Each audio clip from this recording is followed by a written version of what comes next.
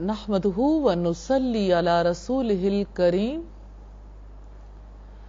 अम्मा बाद फ़ाऊज़ु बिल्लाहि मिनश शैतानिर रजीम बिस्मिल्लाहिर रहमानिर रहीम रब्बिश्रह ली सदरी व यस्सिर ली अमरी वहलुल उक़दतम मिन लिसानी यफ़क़हू क़ौली। रब्बुल इज़्ज़त का इरशाद है, या अय्युहल्लज़ीना आमनू, ए ईमान वालो, कुतिबा अलैकुमुस्सियाम, तुम पर रोजे फर्ज किए गए, कमा कुतिबा अलल्लज़ीना मिन क़ब्लिकुम, जैसे तुमसे पहले लोगों पर फर्ज किए गए थे, लअल्लकुम तत्तकून, ताकि तुम मुत्तकी बन जाओ। रोजा इंसान को मुत्तकी बनाता है और तक़वा सारे अखलाक की बुनियाद है। अल्लाह ताला का खौफ, अल्लाह ताला का डर। रोजे से इंसान की पूरी जिंदगी में बेहतरी आ सकती है अगर इरादा कर लिया जाए, अल्लाह ताला से दुआ की जाए, उससे तौफीक तलब की जाए। आज की नशिस्त में ये देखेंगे कि रोजे से इंसान खालिस कैसे होता है, रोजे और इखलास का बाहमी क्या ताल्लुक है। दोनों बातें तवज्जो तलब हैं, रोजा भी इखलास भी। रोजे के बारे में नबी सल्लल्लाहु अलैहि वसल्लम का वो फरमान देखते हैं जिसमें आपने फरमाया कि अल्लाह ताला फरमाते हैं कि रोजा मेरे लिए है, मैं ही इसकी जजा दूंगा। इससे हमें ये पता चलता है कि तमाम इबादात में से, तमाम अमाल में से रोजा एक ऐसा अमल है जिसके बारे में अल्लाह ताला ने ऐलान कर दिया कि वो मेरे लिए है। यानी खालिसतन अल्लाह के लिए इंसान भूख प्यास को बर्दाश्त करता है। इस एतबार से हम देखते हैं कि इस अमल की वजह से अल्लाह ताला ऐलान करते हैं कि मैं ही इसकी जजा दूंगा, यानी इसकी जजा भी फिर मुतय्यन नहीं है। रोजे से इंसान के अंदर इखलास आता है और ये इखलास बहुत ज्यादा बढ़ सकता है अगर इंसान इसको समझे और इसके लिए बाकायदा तौर पर कोशिश करे। हकीकत यह है कि इंसान से इखलास ही तो मतलूब है।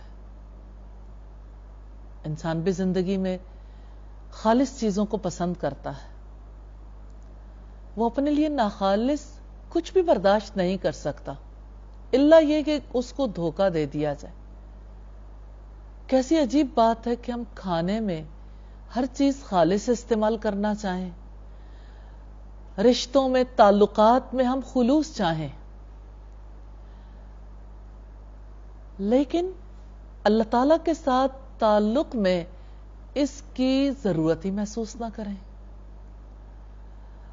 रब्बुल इज़्ज़त का फरमान है, वमा उमिरू इल्ला लियअबुदुल्लाह मुखलिसीन लहुद्दीन, उन्हें इसके सिवा किसी चीज का हुक्म नहीं दिया गया था कि वो अल्लाह के लिए दीन को खालिस करते हुए उसकी इबादत करें।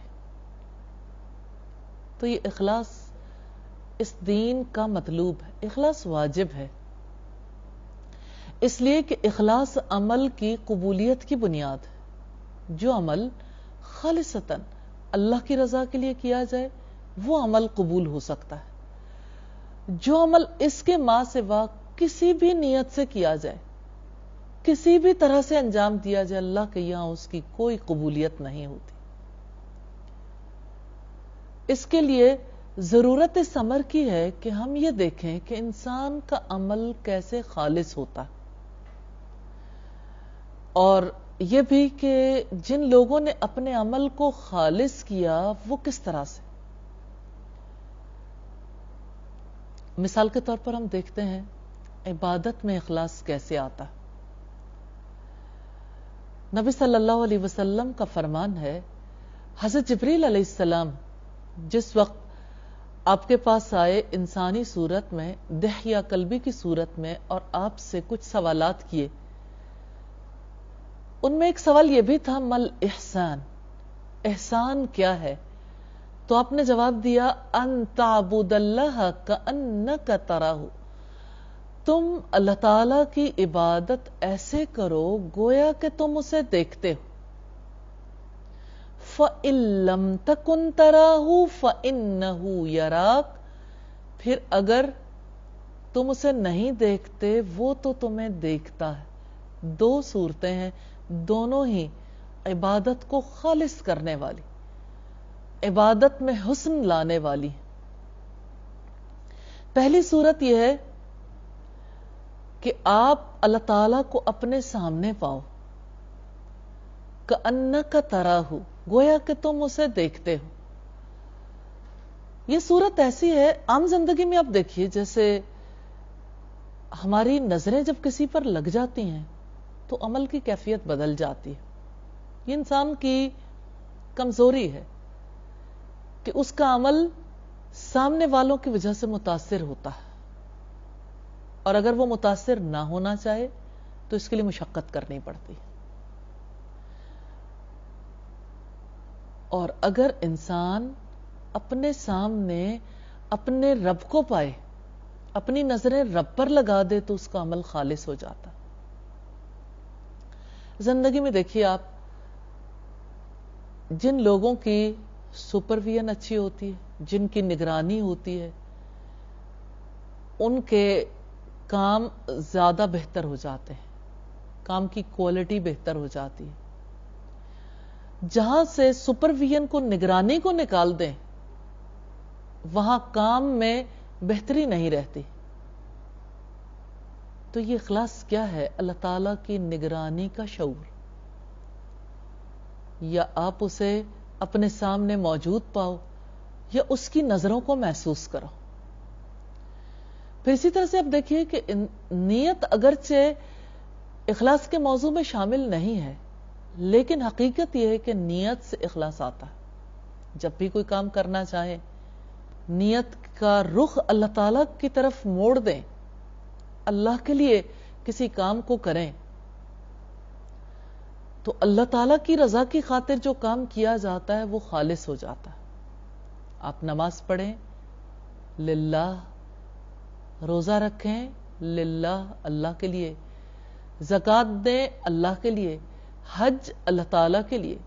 رب العزت کا فرمان ہے، فَأَتِمُّ الْحَجَّ وَالْعُمْرَةَ لِلَّهِ، حج اور عمرے کو اللہ کے لیے پورا کرو۔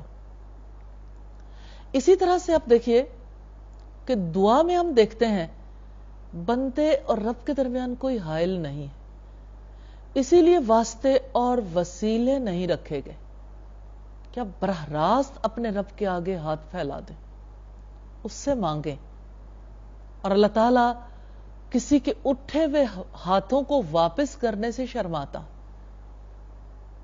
پھر آپ دیکھیے کہ ذکر کیا ہے؟ خالص اللہ تعالیٰ کی یاد۔ ذکر سے انسان خالص بھی ہوتا ہے۔ اسی طرح سے آپ یہ دیکھیں کہ عملی زندگی میں جو تبدیلی آتی ہے، اخلاص کے بغیر انسان کا اخلاق نہیں بدل سکتا۔ مثال کے طور پر آپ دیکھیں، اخلاص کے اپوزٹ جاتے ہی کھوٹ ہے نا، نفاق۔ رسول اللہ صلی اللہ علیہ وسلم نے منافق کی پہچان بتائی ہے، آیت المنافقی ثلاث، منافق کی 3 نشانیاں ہیں۔ جب وہ بات کرے تو جھوٹ بولے، یعنی سچ کے ساتھ جھوٹ کو ملا دے، جب وعدہ کرے تو وعدہ خلافی کرے۔ تو اصل کیا ہے؟ اصل تو ایفائے عہد ہے نا، اس کے ساتھ وعدہ خلافی کو ملا دیا۔ جب اس کے پاس امانت رکھوائی جائے تو خیانت کرے۔ خیانت کیا ہے؟ کھوٹ، نفاق ہی تو ہے۔ اسی طرح سے آپ دیکھیے کہ ایک انسان اچھا خلق نہیں سیکھ سکتا اخلاص کے بغیر۔ پھر آپ رشتوں کی، تعلقات کی، حقوق و فرائض کی بات دیکھیں، اللہ تعالیٰ نے ہم پر جو فرائض عائد کیے ہیں، اللہ تعالیٰ، اس کے رسول اور اس کے دین کہ امور انجام دینے کے بعد سب سے پہلا حق والدین کا ہے۔ اب والدین کے حقوق کی حفاظت ایک تو ان کی محبت کے حصول کے لیے ہو سکتی ہے، ان کی نظروں میں مقام بنانے کے لیے، اور ایک اللہ کے حکم کے تحت کس کا عمل ہمیشہ جاری رہے گا؟ وہ عمل جو اللہ تعالیٰ کی خاطر، اور اللہ تعالیٰ جس طرح سے کسی کا حق ادا کرنے کا حکم دیتے ہیں کتنا اخلاص ہے۔ سورہ بنی اسرائیل میں جیسے رب العزت نے فرمایا وَاخْفِضْ لَهُمَا جَنَاحَ الذُّلِّ مِنَ الرَّحْمَةِ، ان دونوں کے لیے اپنے بازو رحمت کے ساتھ بچھا دو۔ ایسے لگتا ہے جیسے کوئی پرندہ پرواز کرنے کے لیے تیار ہو اور اس کو کہا جائے یہ وہ مقام نہیں ہے، یہاں اپنے پر بچھا دو۔ ایک انسان جب اللہ کے لیے عمل کرتا ہے تو اسے اس بات کی پرواہ نہیں ہوتی کہ فلاں موقع پر میرے ساتھ یہ معاملہ ہوا، فلاں موقع پر یہ بات ہوئی۔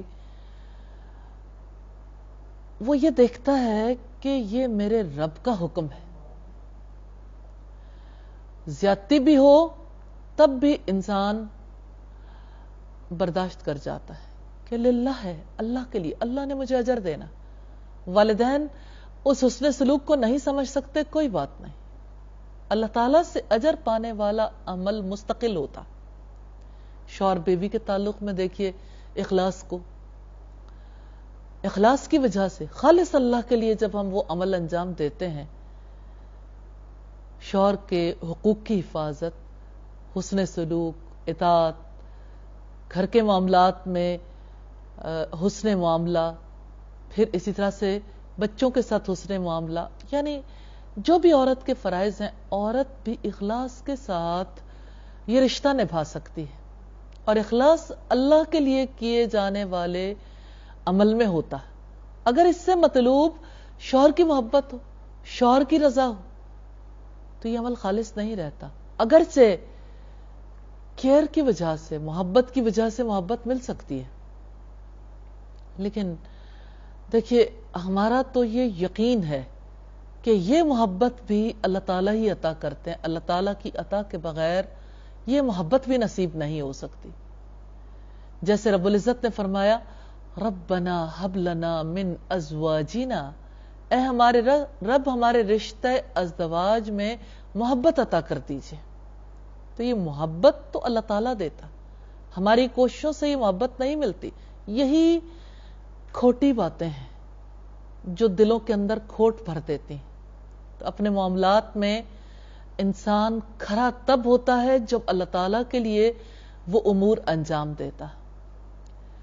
اسی طرح سے دیگر حقوق و فرائض ہیں، ہر جگہ بہن بھائیوں کے ساتھ معاملہ ہو، اور اس سے بھی آگے بڑھ کر اگر ہم دیکھیں تو سسرالی رشتے، سسرالی رشتوں میں اپنے ماں باپ کے ساتھ تعلق خون کی بنیاد پر ہوتا ہے، اور سسرال والوں کے ساتھ تعلق سہر کی بنیاد پہ۔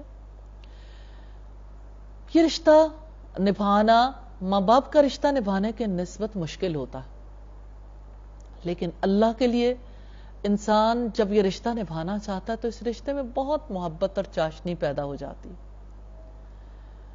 ایک عورت کے لیے حضرت عائشہ صدیقہ کی روایت سے اس حدیث میں غور و فکر کرنے کے بہت سے پہلو ہیں۔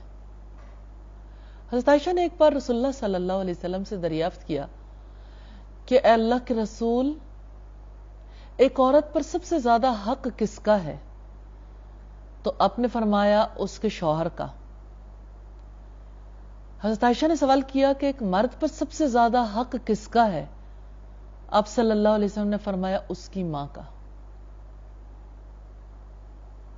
اللہ تعالیٰ نے حقوق و فرائض کے لیے جو دائرہ مقرر کر دیا،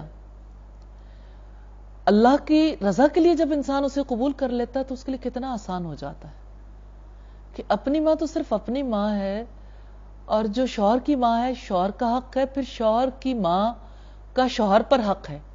تو ایک اعتبار سے دیکھا جائے تو یہ حق ہم سے مطالبہ کرتا ہے کہ ہم آگے بڑھ کر زیادہ حسن معاملہ کریں۔ اسی طرح دیگر رشتوں کے معاملات ہیں، عملی زندگی میں جب ہم دیکھتے ہیں ہر معاملے میں اخلاص مطلوب ہے. جیسے آپ دیکھیے مالی طور پر جس وقت ہم اللہ تعالیٰ کے حکم کو پورا کرنا چاہتے ہیں، صدقہ کرنا چاہتے ہیں، اگر انسان کے دل کے اندر لمحے بھر کے لیے ریاکاری آ جائے، اللہ تعالیٰ کی رضا کی جگہ کوئی اور بات آ جائے، صدقہ کرنا کتنا مشکل ہوتا ہے، مٹھی بند ہو جاتی ہے. تو انسان کے لیے بڑی سہولت ہے اخلاص کے ساتھ عمل کرنے میں. حضرت زین العابدین اللہ تعالیٰ کے مخلص بندوں میں سے تھے.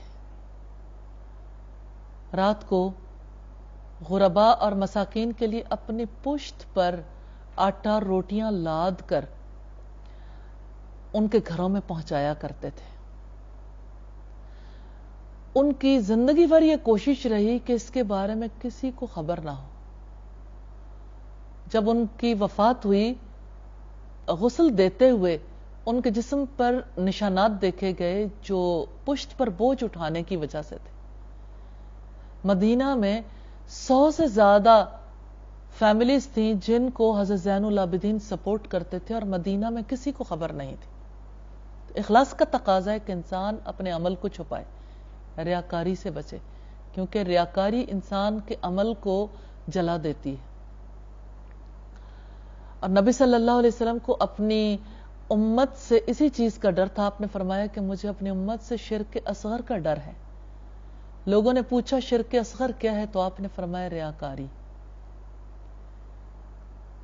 جب انسان دکھاوے کے لیے کوئی عمل کرتا ہے اس کا دل بھی کھوٹا ہو جاتا ہے، عمل بھی کھوٹا ہو جاتا ہے.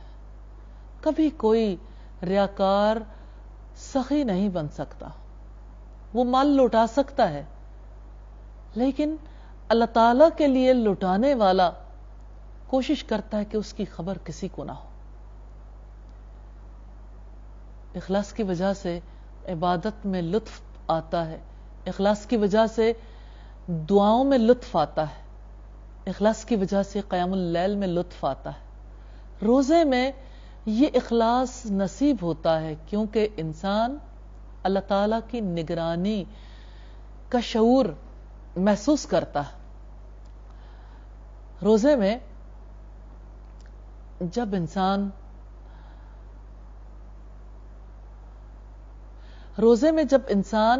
بھوکا پیاسا ہو، ہر نعمت میسر ہو، تنہائی ہو، اس کے باوجود بھی روزہ نہیں توڑتا، تو اس کا مطلب یہ ہے کہ اسے اللہ کی نگرانی کا شعور ہے. اللہ تعالیٰ کی نگرانی کے شعور کی وجہ سے اس کا عمل اللہ کے لیے ہو جاتا ہے.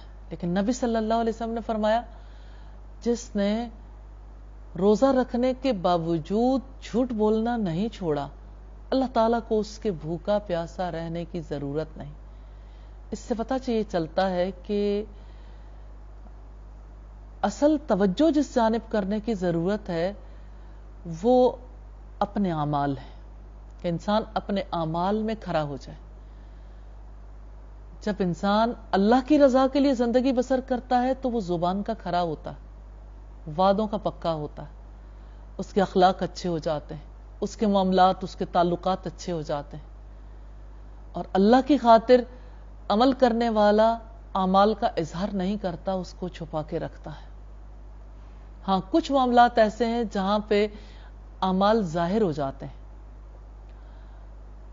جیسے قرآن حکیم ہمیں یہ بتاتا ہے کہ اگر تم چھپا کر صدقہ کرو تو یہ اچھا ہے، اور اگر اظہار کر کے دو تو یہ بھی اچھا ہے. اس سے مراد زکوٰۃ ہے.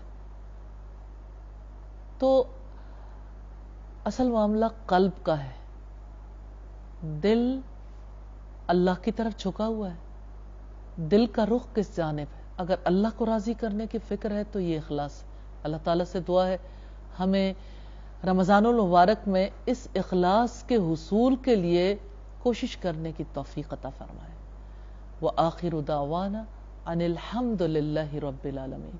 السلام علیکم ورحمۃ اللہ وبرکاتہ.